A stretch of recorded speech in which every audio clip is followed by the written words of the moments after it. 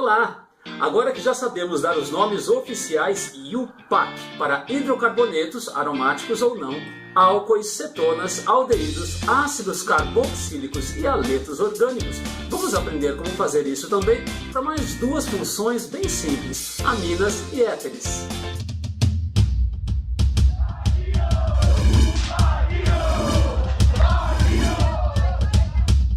E vamos começar pelos éteres, que possuem grupo funcional COC, ou seja, o átomo de oxigênio, também chamado de heteroátomo, entre carbonos. E a nomenclatura é bem simples, tratando o menor fragmento como uma ramificação, porém terminada em oxi. Como assim? Por exemplo, a ramificação CH3 é chamada de metil, todos sabem. Se a essa ramificação tiver um oxigênio ligado, podemos dizer que essa nova ramificação, ao invés de se chamar metil, se chama metóxi. Como veremos então no nosso primeiro exemplo, que já está na lousa.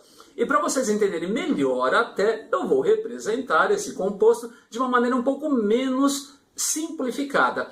Vejam então que nós temos o átomo de oxigênio dividindo os carbonos em dois fragmentos. À esquerda, um fragmento de 2 carbonos e à direita, um fragmento de 1 carbono. A lógica dessa nomenclatura é tratar o maior fragmento, nesse caso da esquerda, com 2 carbonos, como uma cadeia principal e o menor fragmento como uma ramificação. Como assim? Temos então o menor fragmento, o CH3, acrescido de um O, de um oxigênio.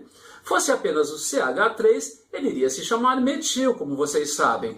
Agora que temos então um oxigênio ligado a ele, ele passa a se chamar metóxi. Vamos à nomenclatura então. Primeira parte do nome, a ramificação ligada à cadeia principal, ou seja, metóxi. E qual é a cadeia principal? Bom, é uma cadeia composta apenas de 2 carbonos, e o prefixo para 2 carbonos é et. Como não há dupla ou tripla entre carbonos, temos então an, somente ligações simples, e a terminação permanece o, como a terminação de hidrocarboneto, ou mesmo de haleto orgânico, que já recebeu um tratamento similar também, está certo? Vamos a mais alguns exemplos então. Temos no exemplo 2 um composto um pouquinho mais complexo, porém dá para identificarmos que o menor fragmento, no caso, é o da direita. Vejam, esse fragmento é composto de 2 átomos de carbono. Se fosse uma ramificação simples, ela iria se chamar etil. Agora que existe o oxigênio a ela ligado, ela passa a se chamar etóxi. Então, primeira parte do nome, ramificação etóxi. Onde é que está ligada essa ramificação? A uma cadeia complexa, aromática, já vimos, e que tem um nome fixo, benzeno. Nome do composto, então, etoxibenzeno. Vamos a mais um exemplozinho. Agora um composto bem complexo, muitos átomos de carbono, o oxigênio dividindo esses átomos de carbono em 2 fragmentos. E, novamente, o fragmento da direita bem menor do que o da esquerda. Temos então uma ramificação, como no caso anterior, etóxi, ou seja, é o radical etil, porém que agora contém um oxigênio. Primeira parte do nome, etóxi. Porém, está ligado a qual cadeia principal? Agora precisamos numerar. É diferente dos 2 exemplos anteriores, onde só havia uma possibilidade. O primeiro deles para 2 carbonos e o segundo a cadeia aromática benzeno. E numerando, como vocês estão vendo aí na lousa, vemos que esse etóxi está ligado ao carbono 2 da cadeia principal. 2-etoxi. Cadeia principal de 5 carbonos, prefixo é pente. Não há dupla ou tripla entre carbonos an e a terminação permanece a mesma de hidrocarboneto. O 2-etoxi-pentano. Agora uma pequena observação antes de passarmos para a próxima função. Existe uma outra nomenclatura também que eu estou chamando de alternativa, uma vez que há algumas controvérsias, alguns consideram como uma nomenclatura oficial, outros não, e que considera ambos fragmentos como ramificações, gerando um nome éter, os nomes dessas ramificações, mais ico. Como assim? Vamos dar uma olhadinha. Exemplo 4. Temos o oxigênio dividindo a cadeia em 2 fragmentos iguais, os dois de 2 carbonos. Nessa lógica é como se tivéssemos um etil de um lado e um etil do outro lado. Nome do composto, então, éter dietílico, também chamado de dietiléter. Se fôssemos dar o nome oficial, teríamos fragmentos iguais, escolho um deles, obviamente não vai dar diferença. Etoxi, ligado à cadeia de 2 carbonos, etano. Etoxietano seria o nome oficial. O nome alternativo, digamos assim, éter dietílico ou dietiléter. Mais um exemplo. Temos aí fragmentos diferentes. De um lado, o lado esquerdo do oxigênio, o metil, e do lado direito, o etil. Nome alternativo, éter etil metílico ou etil metil éter. O nome oficial seria, obviamente, metoxi, o menor fragmento, ligado à cadeia de 2 carbonos, etano. Está certo?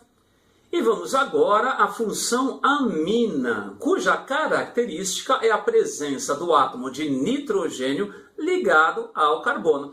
E como o átomo de nitrogênio pode fazer até 3 ligações simples, elas podem se subdividir em aminas primárias, quer o átomo de nitrogênio esteja ligado a um carbono apenas, ou secundárias e terciárias. Porém, a ênfase da aula de hoje é justamente na nomenclatura das aminas, e que foge à estrutura geral de nome proposto pela IUPAC de 4 partes, ramificações, cadeia principal, an, em, in, mais a terminação. No caso das aminas não, a nomenclatura é bem mais simples e formada apenas pelos nomes das ramificações mais a palavra amina.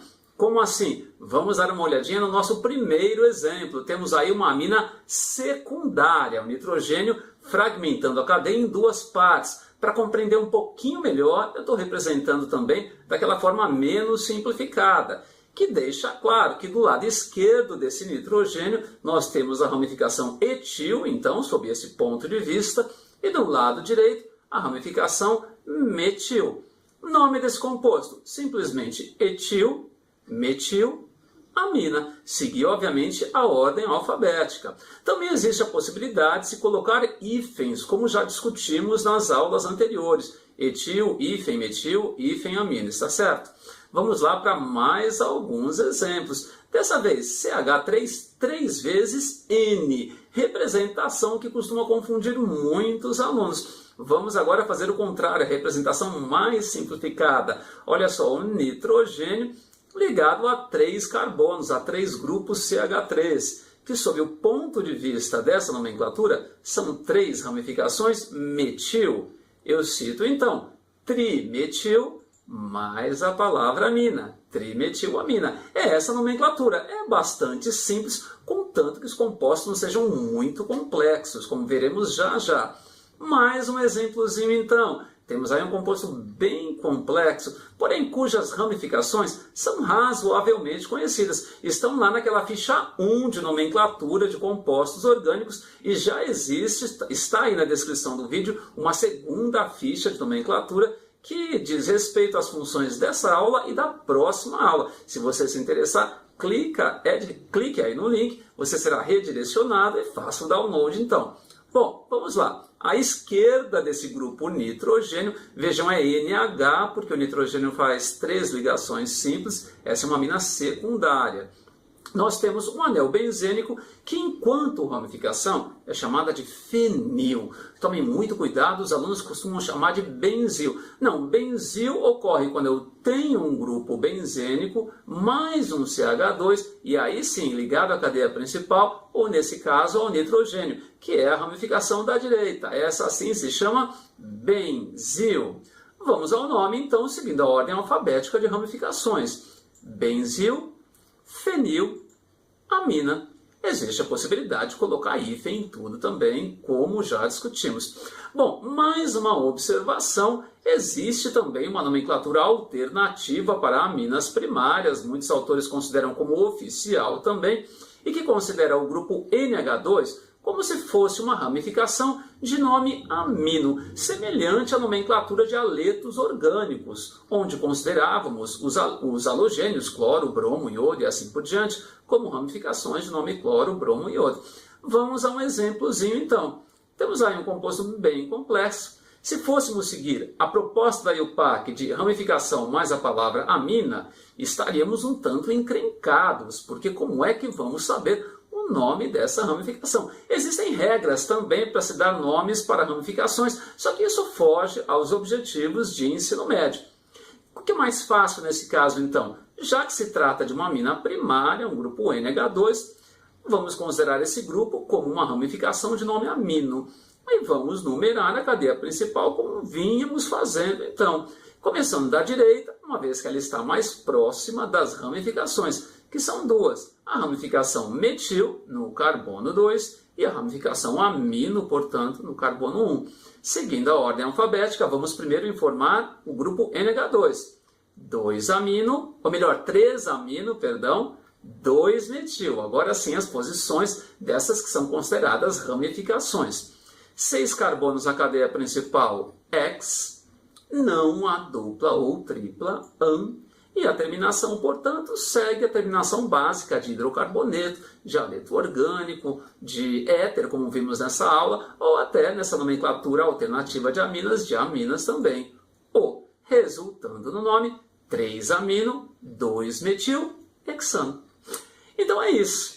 Na próxima aula vamos discutir mais alguns compostos e suas nomenclaturas, no caso, compostos derivados de ácidos carboxílicos. Há uma tarefazinha bem simples envolvendo éteres e aminas, cujo link está na descrição do vídeo. Clique lá, faça a tarefa e venha para a próxima aula. Até lá então, tchau!